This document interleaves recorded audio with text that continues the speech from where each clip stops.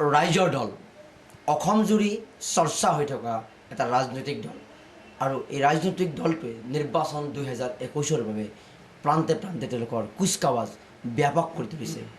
এয়া তেওঁলোকৰ বিগত 3 বা 4 মাহৰ কুচকাৱাজ। কিন্তু যাৰ ঔৰসত এই দলটো জন্মগ্ৰহণ কৰিছিলে কৃষক মুক্তি, এই কৃষক মুক্তিৰ যি মুৰব্বী, যাৰ দ্বাৰা এই সংগঠনৰ জন্ম হৈছিলে, অখিল গগৈৰ জন্মজিলা গোলাঘাটত আছোঁ ডেম'ক্ৰেচি লাইভৰ টিম, ডেম'ক্ৰেটিক ডিছকাশ্যন লৈ। আৰু আগন্তুক নিৰ্বাচনত গোলাঘাট জিলাৰ 5টা সমষ্টিত দলটোৰ কেনেকুৱা ভেটি, কি ৰণকৌশলেৰে আগবাঢ়িব, আৰু যিহেতু অখিল গগৈৰ জন্মজিলা, এই জন্মজিলাত কেনেকুৱা এটা নিৰ্বাচনী হাৱা, নিৰ্বাচনী পৰিৱেশ কেনেকৈ গঢ়িব প্ৰয়াস কৰিছে, আমি ৰাইজৰ দলৰ হৃদপিণ্ড বুলি ক'ব পাৰি, ৰাইজৰ দলৰ হৃদপিণ্ডৰ পৰা ৰাইজৰ দলৰ সবিশেষ খবৰ দিবলৈ ওলাইছোঁ। এই ইণ্টাৰভিউ চাই থাকিব, কাৰণ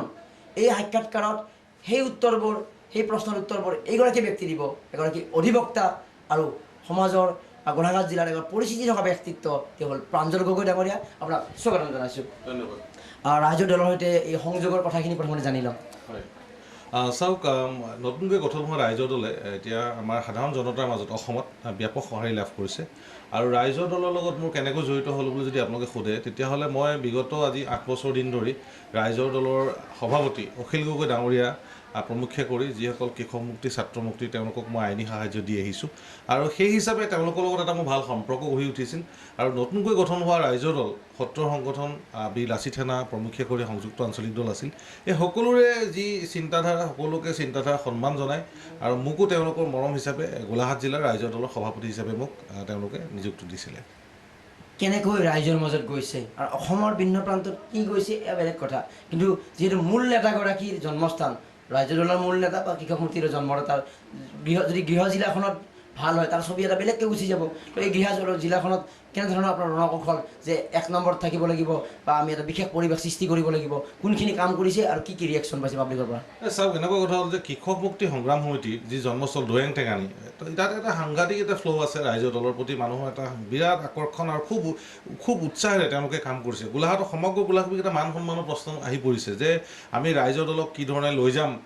গোটেই অসমত ৰাইজৰ দলৰ যি প্ৰতিচ্ছবি, তেওঁলোকৰ মানে সকলোৰে আশা যে খুব ভালদৰে ৰাইজৰ দল সোমাব পাৰিব লাগিব, আৰু যদিহে সোমাব নোৱাৰে এইটো আমাৰ মান সন্মানৰ আঘাত লাগিব, এনেকুৱা ধৰণৰ চিন্তা সকলোকে মানে খুব ব্যক্তিগতভাৱে খুব ছিৰিয়াছলি লৈছে গোটেই কথাখিনি। আৰু গোলাঘাট জিলাৰ মান সন্মান অক্ষুণ্ণ ৰাখিবৰ কাৰণে 5টা সমষ্টি, ডেৰগাঁও 7টা, বিশেষকৈ ডেৰগাঁও বৰ্ডাৰ সমষ্টি, আমাৰ 7টা আঞ্চলিক আৰু এখন টাউন কমিটি আছে। সকলো ব্যক্তি, প্ৰতিজন ব্যক্তিয়ে একদম প্ৰাণে চেষ্টা কৰিছে যে ৰাইজৰ দলৰ মান সন্মান অক্ষুণ্ণ ৰাখিব লাগে। আৰু গোলাঘাটৰ 5টা সমষ্টিত মিনিমাম 3টাকৈ হ'লেও চিট যাতে গোলাঘাটত ৰাইজৰ দলে ৰাখিব পাৰে, তাৰ চেষ্টা পূৰা চলাই থকা হৈছে। গণতান্ত্ৰিক ব্যৱস্থাত এটা ৰাজনৈতিক দলৰ বাবে যিবোৰ ভোট লাভৰ প্ৰক্ৰিয়া বা সেই দলটোৰ বাবে সকলো জনসাধাৰণৰ দলটো যে কি গোলাঘাট কি সকলোৰ কাৰণে দল, গণতান্ত্ৰিক দল, সাংবিধানিকভাৱে দল এটা গঠন হৈছে। কিন্তু আমি বাস্তৱ ক্ষেত্ৰত প্ৰেক্টিকেলি যিটো জানো যে কি কংগ্ৰেছ কি বিজেপি, সকলো এটা ভোট বেংক থাকে, এটা বেছ থাকে, আৰু সেই বেছটোৰ আধাৰতে সফলতা নিৰ্ধাৰণ হয়। এতিয়া ৰাইজৰ দলৰ ভোট বেছ এইমতে, বা ভোট বেংক বুলি নক'লেও এটা যদি বেছ বুলি কোৱা হয়, এইটো হ'ল কৃষক মুক্তি। কৃষক মুক্তিৰ পৰা জন্ম হৈছে ৰাইজৰ দল, বা বহু মানুহ ইয়াতে জড়িত হৈছে দল গঠনৰ পিছত। কৃষক মুক্তিৰ সকলোখিনি সদস্য যেনেকৈ আছিল তেনেকৈ ৰাইজৰ দললৈ কনভাৰ্ট হোৱা বুলি আপোনালোকে দাবী কৰিব পাৰে? চাওক, কৃষক মুক্তিৰ সকলো সদস্য ৰাইজৰ দলে কনভাৰ্ট হৈ যোৱা নাই। কৃষক মুক্তি হওক, ছাত্ৰ মুক্তি সংগঠনকেইটা এতিয়াও সক্ৰিয় স্বতন্ত্ৰভাৱে আছে। কনভাৰ্ট মিনছ মানে যিটো এটা সমমৰ্মিতা। নিশ্চয় মই ক'ব খুজিছোঁ, কিন্তু সকলো কৃষক মুক্তি, ছাত্ৰ মুক্তি বিষয়ক গোটেইকেইটা, নাৰী মুক্তি, চাহ মুক্তি, যিমান সংগ্ৰাম সমিতি আছে, সকলোৱে কিন্তু ৰাইজৰ দলক ভোট দিব, আৰু সকলোৱে ৰাইজৰ দলৰ প্ৰতি সম্পূৰ্ণ সহমৰ্মিতা আছে, সকলোৰে তেওঁলোকৰ সহযোগ আছে। প্ৰতিটো অনুষ্ঠানত তেওঁলোকে আমাক সহায় কৰিছে, আৰু আমি আশা কৰিছোঁ যে তেওঁলোকৰ সম্পূৰ্ণ সহযোগিতাৰ কাৰণেই আমি গোলাঘাট জিলাতে নহয়, সমগ্ৰ অসমত আমি এক ভাল ফল, এক উন্নত মানদণ্ডৰ নতুন দল হিচাপে ফল দেখুৱাবলৈ আমি সক্ষম হ'ম। আচ্ছা, যিহেতু আপুনি ক'লে যে ছাত্ৰ মুক্তি বা অন্যান্য সকলোৱে নাৰী মুক্তি সকলোৱে ছাপোৰ্ট দিছে, এতিয়া আমাৰ অসমৰ ৰাজনৈতিক ব্যৱস্থাত বা যেতিয়া আমাৰ সংগঠনৰ ক্ষেত্ৰত এটা বিশেষ পৰিৱৰ্তন আহিছে, বা এই পৰিৱৰ্তনটো কিমান আশাপ্ৰদ বা কিমান ইতিবাচক, যে এই তেওঁলোক সংগঠনবিলাক এটা অৰাজনৈতিক হৈ থকা নাই, এই কথাটো এটা পক্ষপাতিত্বমূলক নহ'লে, কাৰণ এটা সংগঠনে কেৱল এটা দলৰ কথা চিন্তা কৰিব নোৱাৰে, সমাজখনৰ সকলো চিন্তা কৰিব লাগে। যদি তেওঁলোকে ৰাইজৰ দলক ছাপোৰ্ট কৰে, ৰাইজৰ দলৰ ছাপোৰ্টাৰ হৈ গ'ল, মানে ৰাজনৈতিক হৈ গ'ল, আছুৱে তেওঁলোকে AJPক ছাপোৰ্ট কৰা কাৰণে ৰাজনৈতিক চৰিত্ৰ লোৱা বুলি বহুতে কৈ আছে, ভৱিষ্যত সংকটাপন্ন বুলি বহুতে কৈছে। এই কথাটো আপুনি কেনেদৰে চাব যে এই ৰাজনৈতিক যে হৈ গৈছে চৰিত্ৰবিলাক সংগঠনবিলাকৰ? প্ৰত্যেকটো সংগঠনেই অৰাজনৈতিক বুলি কয়, নীতি আদৰ্শগতভাৱে অৰাজনৈতিক বুলি কয়, কিন্তু আচলতে মই কৈছোঁ প্ৰত্যেকজন ব্যক্তি 18 বছৰ হোৱাৰ পিছত তেওঁ ৰাজনৈতিক। তেওঁ যি সংগঠনকেই প্ৰতিনিধিত্ব নকৰক, তেওঁ যেতিয়া ভোটাধিকাৰ সাব্যস্ত কৰিছে, তেওঁ নিশ্চিতভাৱে কোনোবা নহয় কোনোবা ৰাজনৈতিক ব্যক্তিক তেওঁ সমৰ্থন কৰিছে। আৰু অৰাজনৈতিক কথাটো এনেকুৱা ধৰণৰ হ'ল চাওক, যে মই আছুৰ কথা মই এইটো কাৰণ আছু ইমান পুৰণা এটা মহান অনুষ্ঠান, মই নকওঁ যে আছুৱে কেতিয়াবা ৰাজনৈতিকভাৱে কিবা বিষয়ত হস্তক্ষেপ কৰিব নকওঁ, তেওঁলোকৰ সমৰ্থন আছে, সম্পূৰ্ণ সমৰ্থন আছে, যেনেকৈ AJP গঠনৰ ক্ষেত্ৰত। আজি ছাত্ৰ মুক্তি, কৃষক মুক্তিৰ জ্বলন্ত সমস্যাৰ কাৰণে মাত মাতিছে, কিন্তু মই নকওঁ যে কোনো দল সংগঠনে অৰাজনৈতিক হ'বই নোৱাৰে। ভোটাধিকাৰ সাব্যস্ত কৰাৰ লগতে তেওঁলোক ৰাজনৈতিক ডিৰেক্টলি ইনডিৰেক্টলি কিছুমান কথা আছে, প্ৰত্যক্ষ পৰোক্ষভাৱে কি ধৰণে হস্তক্ষেপ কৰিব। আৰু মই ভাবোঁ যে ৰাইজৰ দলটো শত্ৰু সংগঠনৰ লগত থকা যিটো সংগঠন আছে আমাৰ, প্ৰত্যেকটো সংগঠন নিজৰ নিজৰ স্থিতিত যিবিলাক সাধাৰণ সমস্যা, অসমৰ জ্বলন্ত সমস্যাৰ কাৰণে তেওঁলোকে নিৰপেক্ষভাৱে মাত মাতিব, তাত কোনো ৰাজনৈতিক পক্ষপাতিত্ব নাথাকে। কিন্তু তেওঁলোকৰ ছাপোৰ্টটো, যিটো তেওঁলোকৰ ঔৰসত জন্ম হোৱা দল, নিশ্চিতভাৱে তেওঁলোকে ভোটাধিকাৰৰ ক্ষেত্ৰত তেওঁলোকে এই দলকেইটা সমৰ্থন কৰিব। আৰু অসমৰ প্ৰতিটো সংগঠনে তেওঁলোকৰ যি অৰাজনৈতিক তেওঁলোকৰ চিম্বল, সেইটো তেওঁলোকে বজাই ৰাখিব। আৰু তেওঁলোক সদায় অৰাজনৈতিক হৈ থাকিব, কিন্তু ভোটাধিকাৰৰ ক্ষেত্ৰত যিহেতু তেওঁলোকে অতীজৰ পৰা ভোটাধিকাৰ সাব্যস্ত কৰি আহিছে, ডিৰেক্টলি নহ'লেও ইনডাইৰেক্টলি কিন্তু ছাপোৰ্ট কৰিব বুলি মোৰ বিশ্বাস। গতিকে মই নাভাবোঁ যে প্ৰত্যেকটো দল সংগঠন অৰাজনৈতিক হৈ থাকে। নিশ্চিতভাৱে ৰাজনৈতিক তেওঁলোক ভূমিত ক'ৰবাত নহয় ক'ৰবাত খোজ দিয়েই।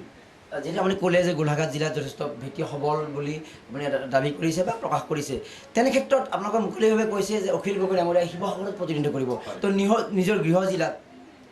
সমষ্টিত প্ৰতিনিধিত্ব কৰিবলৈ সাহস নকৰিলে এটা বেলেগ মেছেজ দিব বিচাৰিছে আপোনালোকে? আমি আচলতে চাওক, শিৱসাগৰত আমি খেলাৰ যিটো সিদ্ধান্ত আমাৰ দলে ল'লে, শিৱসাগৰত আমাৰ ভেটি খুবেই ভাল। আৰু শিৱসাগৰত বিশেষকৈ শিৱসাগৰত যিসকল জনতা, সেই জনতাৰ আকুণ্ঠ আহ্বান, আমাৰ গোলাঘাটৰ দৈয়াং টেঙানীৰ পৰাও তেওঁলোকৰ এটা প্ৰতিনিধি দলে, কৃষক মুক্তিৰ এটা প্ৰতিনিধি দলে তেওঁলোকে বাৰম্বাৰ কৈছিলে যে আপুনি সৰুপথাৰত আহক, ইলেকশ্যন খেলক। আৰু তিয়কৰ পৰা তেওঁক ইলেকশ্যন খেলিবলৈ তেওঁ অসমৰ বিভিন্ন সমষ্টি, আমি খুমটাই সমষ্টিত প্ৰতিনিধিত্ব কৰোঁ, আমি খুমটাই সমষ্টিৰ পৰা বিচাৰিছিলোঁ। তেওঁ মানে এজন ব্যক্তিয়ে যিহেতু মেক্সিমাম দুটা সমষ্টিত প্ৰতিনিধিত্ব কৰাৰ কথা আহে, যে চবতেতো প্ৰতিনিধিত্ব কৰিব নোৱাৰে, গতিকে তাতে তেওঁ আছে এতিয়া জেলত, তেওঁ ফিজিকেলি মানুহৰ মাজত আহিব পৰা নাই, গতিকে মানুহক তেওঁ মানে যি ধৰণে ল'ব পাৰিছিলে সেই ধৰণে ল'ব পৰা নাই। গতিকে শিৱসাগৰৰ পৰাই তেওঁ যাত্ৰাটো এইটো কাৰণেই আৰম্ভ কৰিব খুজিছে যে শিৱসাগৰবাসীয়ে পোনপ্ৰথমবাৰৰ বাবে তেওঁৰ ওচৰত এপ্ৰ'চ কৰিছিলে, তেওঁ কৈছিলে আপুনি শিৱসাগৰৰ পৰা খেলক, ঐতিহ্যমণ্ডিত শিৱসাগৰৰ পৰা এটা ঐতিহ্যমণ্ডিত এটা ৰায় জনতাই দিয়ক, সেয়াও যাতে হিষ্ট্ৰী হৈ থাকে। গতিকে আমি আকৌ এবাৰ বুৰঞ্জী পুনৰাবৃত্তি হোৱাটো বিচাৰিছোঁ। শিৱসাগৰৰ পৰাই আমি ভাবিছোঁ আমাৰ জয়যাত্ৰা আৰম্ভ হওক। এক বুৰঞ্জীত এই কথাও খোদিত থাকিব যে অখিল গগৈ জেলত থকাৰ সময়ছোৱাতো শিৱসাগৰৰ পৰাই তেওঁ নিৰ্বাচন খেলি জয়যুক্ত হৈছিল, বিপুল ভোটত শিৱসাগৰ জনতাই তেওঁক ৰায়দান কৰিছিল আৰু বিধানসভা মজিয়ালৈ পঠিয়াইছিল। আমাৰ পৰা জানিম যে বিভিন্ন সময়ত যদিও দলটোৱে বা আপোনালোকে ভাস্কৰী শইকীয়াই কৈছে দলটোৰ কি লক্ষ্য উদ্দেশ্য বিভিন্ন, তাৰ পূৰ্বে যিহেতু আপুনি গোলাঘাট জিলাক প্ৰতিনিধিত্ব কৰি আছে বা এইখিনি আছে, গতিকে গোলাঘাট জিলাৰ সমষ্টিভিত্তিক অংকখিনি কেনেকুৱা দেখিছে? কাৰণ ইয়াত অজন্তা নেওগৰ শক্তিশালী নীতি গোলাঘাটত আছে, খুমটাইত মৃণাল শইকীয়া আছে, বোকাখাটত অতুল বৰা আছে, তো এনেকুৱা শক্তিশালী বুলি ক'ব লাগিব যে আমি বিগত সময়ছোৱাত চাওঁ বা বিস্মিতা গগৈ খুমটাইত প্ৰতিনিধিত্ব কৰিব, তেনেক্ষেত্ৰত আপোনালোকৰ অংক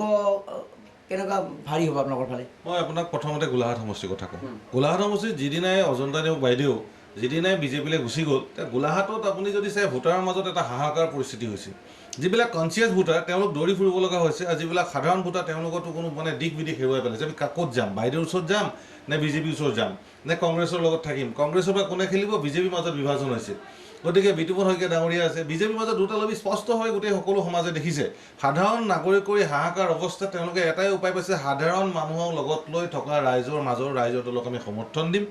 আৰু সেই তেনেকৈ স্বতঃস্ফূৰ্তভাৱে ভোটাৰ ওলাই আহিছে, আহি কৈছে যে এইবিলাক মানুহৰ সুবিধাবাদী চৰিত্ৰটো আমি নাথাকোঁ, গতিকে আমি এনেকুৱা এজন নতুন দল লাগে, আঞ্চলিকতাবাদৰ চিন্তাধাৰাত লাগে, যাতে কোনো হাইকামাণ্ড বোলা এটা বস্তু নাথাকে, য'ত দিল্লী বা নাগপুৰৰ পৰা কণ্ট্ৰল কৰা যাতে ব্যৱস্থাৰ ৰিম'টটো নাথাকে, আঞ্চলিকতাবাদ দল হ'ব লাগে, অসমত হ'ব লাগে। গতিকে এইবাৰ ভাবিছোঁ যে আমি ৰাইজৰ দলক ভোট দিম। গতিকে আমাক গোলাঘাট সমষ্টিতটো আমাৰ হাজাৰ হাজাৰ মানুহে আহি নিজে যোগাযোগ কৰি কৈছে যে আমাৰ গোলাঘাট সমষ্টিত ৰাইজৰ লগ দিব লাগিব, মানে অসম জাতীয়তা পৰিষদে আমাক সমৰ্থন কৰিব। গতিকে আমি গোলাঘাট সমষ্টিটোত আমি সেইধৰণে আগবাঢ়িম, এক নম্বৰ। দ্বিতীয়তে খুমটাই সমষ্টি যদি আপুনি কথা কয়, খুমটাই সমষ্টিটো চাওক, মানুহে খুমটাই সমষ্টি মৃণাল শইকীয়া ডাঙৰীয়াই যথেষ্ট কাম কৰিছে বুলি কৈছে। আপোনালোকে যদি গ্ৰাউণ্ড লেভেলত যায়, মই নিশ্চিতভাৱে ক'ম যে দলৰ সভাপতি দায়িত্ব থাকি ৰাস্তা পদূলি কিছু নবনা নহয়, এইটো আমি উন্নতি যিটো হৈছে উন্নয়ন আমি ক'ব লাগিব। কিন্তু সেই ৰাস্তা পদূলিকেইটা বাদে বাকী কি উন্নয়ন হৈছে আপোনালোকে যদি ফিল্ড ছাৰ্ভে কৰে নিশ্চিতভাৱে আপোনালোকে গম পাব। আৰু তাতে অগপৰ তাৰ পৰা যিটো মিত্ৰ দল আছিলে পৱন শইকীয়াৰ নেতৃত্বত ওলাই গুচি আহিলে, অগপ মানুহখিনি তাত ভোট বিভাজন হ'ল যোৱাবাৰ যিসকল ভোটাৰে তেওঁক জয়যুক্ত কৰাত বা মোদী ধৰ যিটো এটা ৱেবত তেওঁলোক জিকিছিলে এইবাৰ সেই অগপ সহায় তেওঁলোকৰ মিত্ৰজোঁট প্ৰাৰ্থী যথেষ্টখিনি ওলাই আহিলে কংগ্ৰেছী নেত্ৰী বিস্মিতা গগৈ ডাঙৰীয়াই তেওঁলোকৰ নিজৰ কিছুমান ইণ্টেক ভোট আছে আঞ্চলিকতাবাদত বিশ্বাস কৰা নতুন দলকেইটাক আশাৰে লোৱা কৃষক মুক্তি সত্ৰ সংগঠনৰ মানুহ আছুৰ সমৰ্থিত AJP এই গোটেই যে ভোটাৰবিলাকে এইবাৰ সমষ্টিৰ খুমটাইটো কিন্তু নিৰ্ণায়ক ভূমিকা গ্ৰহণ কৰিব সেইটো স্পষ্ট 3 নম্বৰতে আপুনি যদি সৰু ভোটাৰ সমষ্টিৰ কথা চায় তাত বিজেপিৰ অজস্ৰ কেণ্ডিডেট আছে ৰোজিনা টেকি বাইদেৱে যিসমূহ ইলেকশ্যনত তেওঁ আজি সৰু ভোটাৰ সমষ্টিত যদি ৰাস্তা পদূলি যদি ঘূৰে দেখিব যে ৰাস্তা পদূলি অৱস্থা একো উন্নয়ন নহ'ল গতিকে উন্নয়ন নোহোৱা সমষ্টি এটাত মানে পৰিত্ৰাণ পাবৰ কাৰণে আৰু বিশেষকৈ দৈয়াং টেঙানী লিখীয়া অঞ্চলৰ এই কৃষক মুক্তি দুৰ্গস্বৰূপ সেই অঞ্চলত কিন্তু ৰাইজৰ দলৰ যে নিৰ্ণায়ক ভূমিকা হ'ব তাত কোনো সন্দেহ নাই তৃতীয়তে আপোনাক মই সৰু ভোটাৰ কথা ক'লোঁ এতিয়া বোকাখাটত চাওক অতুল বৰা ডাঙৰীয়া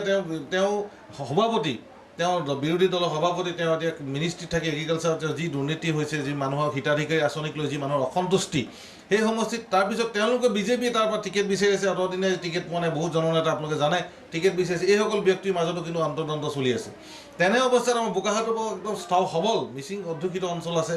আৰু বহুত এনেকুৱা জেগা আছে য'ত অখিল গগৈ অৰ্কিডখনক আৰ্হিক লৈ বহুত মানুহ সন্তুষ্ট বহুত মানুহৰ জীৱিকা চলি আছে তাৰ পৰা গতিকে বহুত মানুহে এবাৰ ৰাইজৰ দলক তাতো কিন্তু ব্যাপকভাৱে মানে সন্মান জনাইছে সঁহাৰি দিছে গতিকে বোকাখাটত আমাৰ তেনেকুৱা ফল ভাল হ'ব দেৰগাঁও সমষ্টিটোত আপুনি যদি চায় 7টা আঞ্চলিক আমি পাওঁ খুমটাই আমি বৰ্ডাৰত আমি আছোঁ গোলাঘাট জিলাত আৰু এখন টাউন কবি দেৰগাঁও টাউন তাতো কিন্তু ৰাইজৰ দলৰ গোটেই ভিতৰৰ যিবিলাক চৰ চাপৰি যিসকল অঞ্চলৰ ৰাইজ সাধাৰণ মানুহ চিধা কথা কৃষক মুক্তি ভাল পায় অখিল গগৈ ডাঙৰীয়াক ভাল পায় টুল গেট ৰঙামাটিত বনিব গৈ আছে টুল গেটৰ বিৰোধিতা কৰি আহিছে গতিকে চৰকাৰৰ মূল্যবৃদ্ধিৰ ওপৰত তেওঁলোক ক্ষুণ্ণ হৈ পদূলিৰ মুখে মুখে যি টুল গেট স্থাপন কৰিবলৈ লৈছে তাৰ প্ৰতি তেওঁলোকৰ মানে ভয় খাই তেওঁলোকে সদায় যে অখিল গগৈ ডাঙৰীয়া যদি থাকে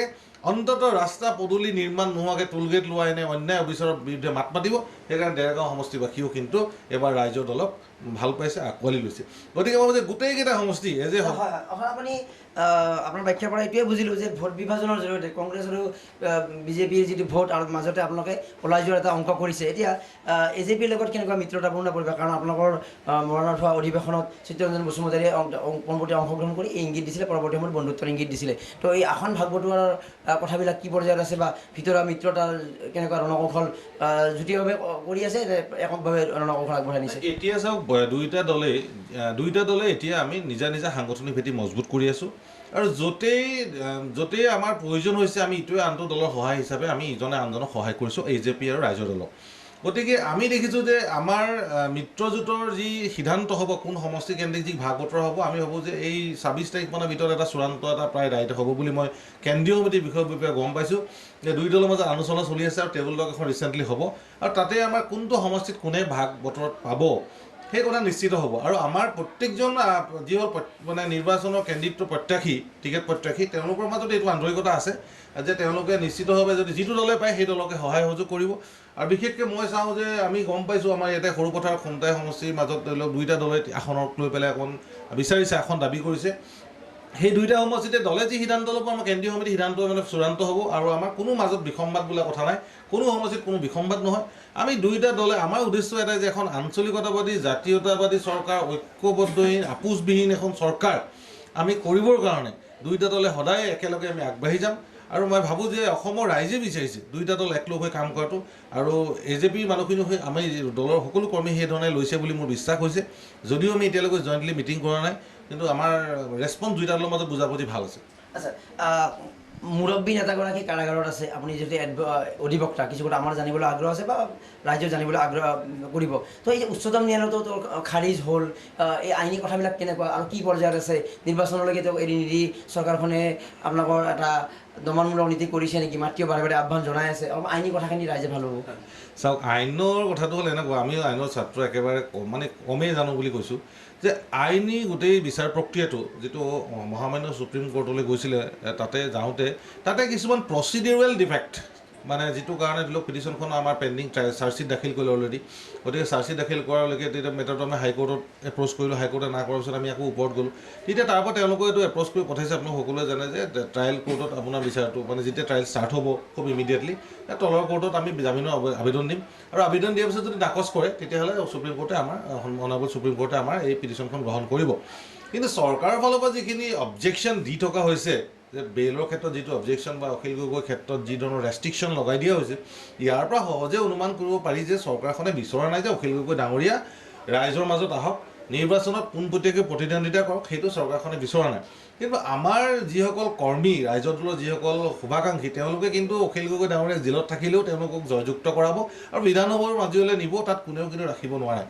আৰু সেইটো কি নিশ্চিত। কিন্তু কাৰাগাৰত থাকিলে লিডাৰশ্বিপৰ অলপ অভাৱ, ভাস্কৰী শইকীয়াই বৰ্তমান নেতৃত্বত আছে বা সভাপতি হিচাপে, গতিকে এই সম্ভৱ হ'ব জানো এই কথাবিলাক?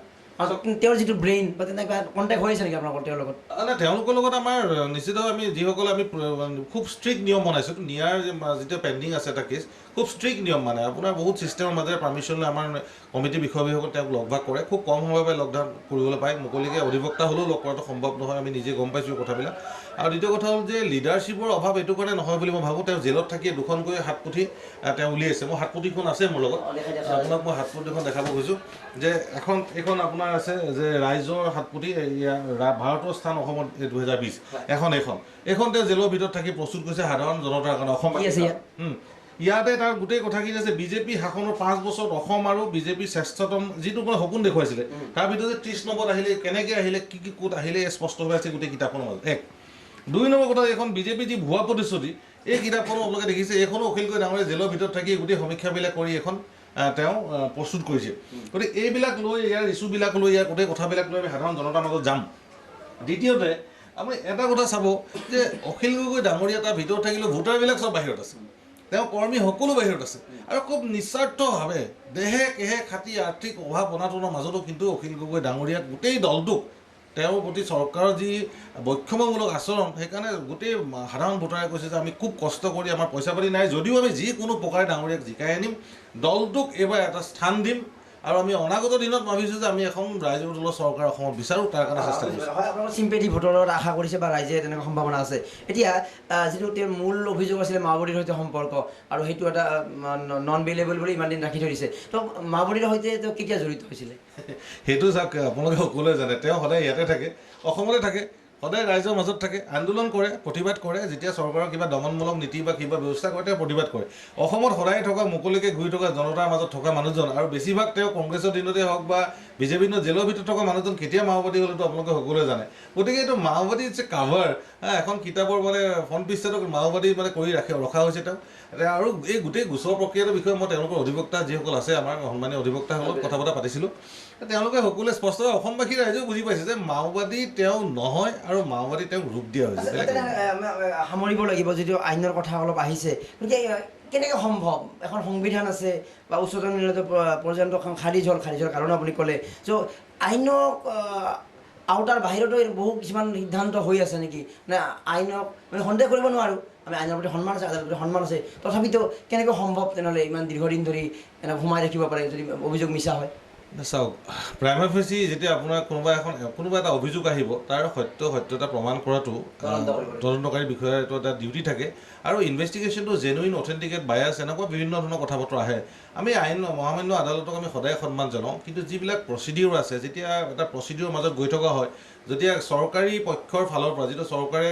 অভিযোগটো চৰকাৰৰ ফালৰ পৰা আহিছে, তো চৰকাৰী পক্ষই যেতিয়া বাৰে বাৰে অবজেকশ্যন দি আছে, আৰু বাৰে বাৰে এনেকুৱা কিছুমান এভিডেঞ্চ ৰাখিছে, আপুনি ধৰি লওক যিবিলাক উইটনেছ আছে, সেই উইটনেছ প্ৰটেক্টেড উইটনেছ কিছুমানৰ কথা কৈছে, যিবিলাকৰ উইটনেছৰ কথা আইনগতভাৱে এইটো স্পষ্ট যে আপুনি মই নাম জানিব নোৱাৰোঁ, সেইবিলাকৰ নাম ৰাজহুৱা কৰিব নোৱাৰে। সেই প্ৰটেক্টেড উইটনেছবিলাকে কেনেকৈ ষ্টেটমেণ্ট দিছে, কোনে কৈছে, কি কৈছে, কেনেকুৱা ধৰণৰ এলিগেশ্যন আনিছে, যেতিয়ালৈকে এইবিলাক কথা স্পষ্ট নহয়, আপুনি মুকলিকৈ ক'ব নোৱাৰে যে আইনে কিবা এটা বায়াছ কিবা সিদ্ধান্ত লৈছে বুলি সেইটো ক'ব নোৱাৰে। গতিকে আমাৰ সন্মানীয় আদালতৰ ওপৰত সম্পূৰ্ণ বিশ্বাস আছে, আৰু প্ৰচিডিউৰেল ডিফেক্ট কিছুমানৰ কাৰণে তেওঁ সোমাই থাকিবলগীয়া হৈছে। চৰকাৰে বাৰে বাৰে অবজেকশ্যন দিয়াৰ কাৰণে তেওঁ বেইলৰ এবাৰ জামিন দিয়াৰ পিছতো সেই জামিন মহামান্য আদালত নাকচ কৰিবলগীয়া হৈছে। এনেকুৱা কিছুমান তথ্য পাতি চৰকাৰে মানে খুব আক্ৰোশমূলকভাৱে যুগুতাই প্ৰস্তুত কৰিছে। গতিকে আমি ভাবিছোঁ যে ঠিক আছে, চৰকাৰে বাৰে বাৰে বাধা দিয়াৰ পিছতো, অবজেকশ্যন দিয়াৰ পিছত যেতিয়া অখিল গগৈ ডাঙৰীয়া তাত সোমাই ৰাখিছে, ইলেকশ্যনলৈকে ওলোৱাৰ তেওঁ আশাটো একেবাৰে ক্ষীণ হৈ গৈছে। ঠিক আছে, আমি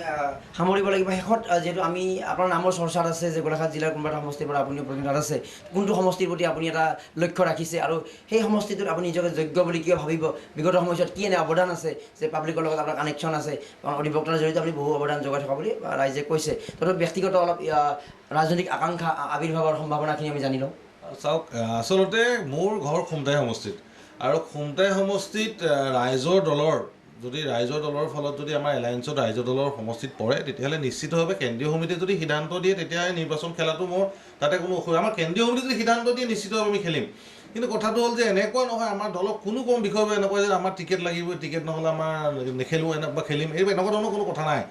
আৰু আমি সদায় সাধাৰণ জনতাৰ মানে বিপদৰ সময়ত আমি সদায় থিয় দিছোঁ আইনী যুঁজতেই হওক বা অন্যান্য সামাজিক ক্ষেত্ৰতে আমি ৰাইজৰ মাজত সাধাৰণতে থাকি তেওঁলোকক বিভিন্ন দুখ সুখৰ বুজ লওঁ আৰু তেওঁলোকৰ মাজত থাকি তেওঁলোকক সহায় সহযোগ কৰি আহিছোঁ আৰু নতুন দলটোৰ প্ৰতি যি সন্মান ৰাইজে দেখুৱাইছে বা অখিল গগৈ ডাঙৰীয়াৰ নেতৃত্বত যি জনতাৰ যি মানে মৰম চেনেহ আমাক সকলোৱে মাতি আমাক বিভিন্ন সময়ত কমিটি গঠন হোৱা আঞ্চলিক পৰ্যায়ৰ কমিটি সমষ্টি কমিটি বুথ কমিটি গঠন হোৱাত যি